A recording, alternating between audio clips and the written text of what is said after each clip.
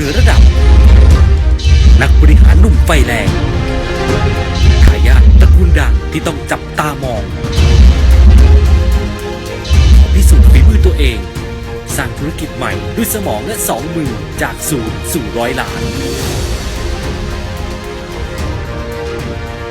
กับโปรเจกต์ล่าสุดสอนคนธรรมดาสู่นักธุรกิจมืออาชีพกอล์ฟณัฐวุฒิกิติยะอานนท์นักบริหาร100 ล้านกับพันธกิจโปรยเมล็ดพันธุ์ความสำเร็จความฝันหนึ่งของผมนะผมก็อยากให้คนอื่นเนี่ยมีวิถีชีวิตที่ดีเหมือนที่เรามีบ้างคุณผู้ชมคะตอนนี้ฟ้าอยู่กับเซเลบรับเชิญของเราแล้วนะคะคุณกอล์ฟหรือว่าบอสกอล์ฟณัฐวุฒิกฤตยะอานนท์ค่ะคุณกอล์ฟคะได้ยินมาว่าคุณเนี่ยไม่ใช่แค่นักธุรกิจ100 ล้านแต่ทีมงานบอกว่าคุณเป็นทายาทแบรนด์ดังระดับประเทศที่บอกชื่อไปใครๆก็รู้จักคุณเป็นทายาทตาสมอจริงเหรอคะใช่ครับจริงๆนั่นเป็นธุรกิจของคุณตาปัจจุบันนี้ก็จะเป็นตัวกูครับเป็นลูกคนโตดูแลที่เรานั่งกันอยู่ที่นี่อพาร์ตเมนต์เป็นหนึ่งในเครือของธุรกิจที่บ้านด้วยไหมคะอ๋อนี่ไม่ใช่ครับอันนี้เป็นธุรกิจที่ผมสร้างขึ้นมาเองตั้งแต่ตอนที่ผมเพิ่งเรียนจบทำไมเรียนจบปุ๊บถึงคิดจะมีธุรกิจเป็นของตัวเองคะตอนเด็กๆนะฮะผมก็เป็นคนที่เกเรไปเล่นบอลนะครับแล้วก็ดันเล่นไปเล่นมาเนี่ยเสียเป็นแสนเลยแล้วก็ไม่มีเงินจ่ายเขาก็เลยต้องไปบอกที่บ้านนะครับเขาก็ให้เงินเรามาเคลียร์หนี้ตอนนั้นที่บ้านเป็นยังไงบ้างว่าไหมก็ว่าครับตอนนั้นรู้สึกผิดมากเลยนะฮะก็เลยรู้สึกว่าเราอยากจะกลับตัวกลับใจทำตัวเองให้ดีขึ้นจากปกติเนี่ยเรียนได้2 กว่าเคยเหลือ1 กว่าด้วยนะครับก็เปลี่ยนตัวเองจนได้3 กว่าแล้วก็จนเอ็นเข้ามหาวิทยาลัยจุฬาได้เชิญครับโอ้โหอันนี้ห้องอะไรนะอันนี้เป็นห้องทำงานของผมเองครับอันนี้คือบ้านคุณเป็นห้องหนึ่งในบ้านของคุณเนี่ยแต่ว่าคุณบอกว่าคุณทำงานที่นี่ใช่ก็จริงๆแล้วทำธุรกิจออนไลน์เนี่ยจะทำตรงไหนก็ได้ธุรกิจออนไลน์เนี่ยเป็นเครื่องมือที่สำคัญมากๆนะครับเพราะว่าโกดังไม่ต้องสร้างโรงงานไม่ต้องมีบัญชีก็ไม่ต้องทำไม่มีลูกน้องสักคนให้ต้องปวดหัวนะครับเพราะทุกอย่างเนี่ยมันอยู่ในมือถือเพียงแค่เครื่องเดียวเท่านั้นเอง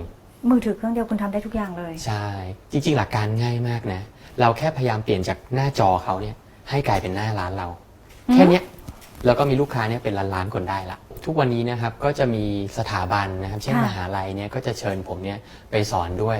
ผมก็จะให้ความรู้เกี่ยวกับเรื่องของการทำธุรกิจออนไลน์ Marketing 4.0 ว่าการใช้เครื่องมือออนไลน์กับเศรษฐกิจยุคปัจจุบันนี้มันดียังไง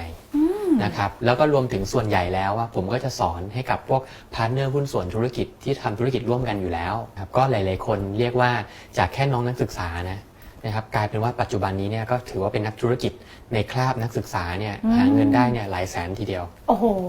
คุณพูดอย่างนี้เนี่ยอยากฟังเสียงของพาร์ทเนอร์ของคุณแล้วว่าการมาเรียนการทำธุรกิจกับคุณนั้นมันทำให้ชีวิตเขาเปลี่ยนแปลงไปยังไงบ้างค่ะครับ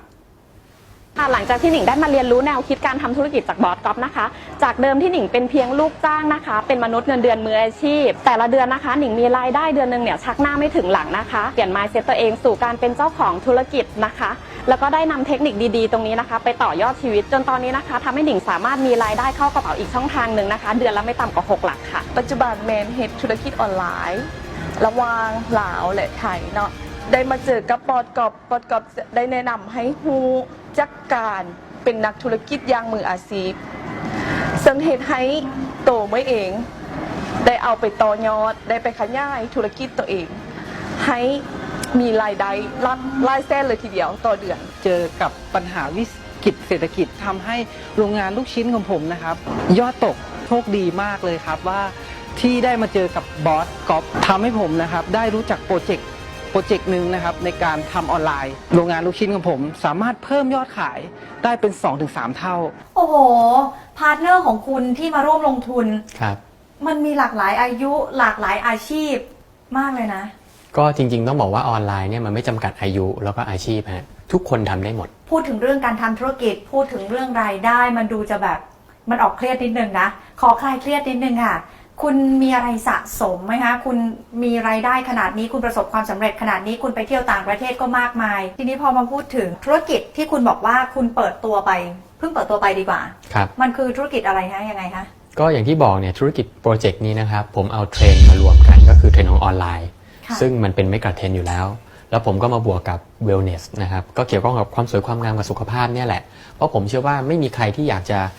ดูแก่ทุกคนก็อยากจะดูดีแล้วก็แข็งแรงถูกไหมฮะเพราะฉะนั้นก็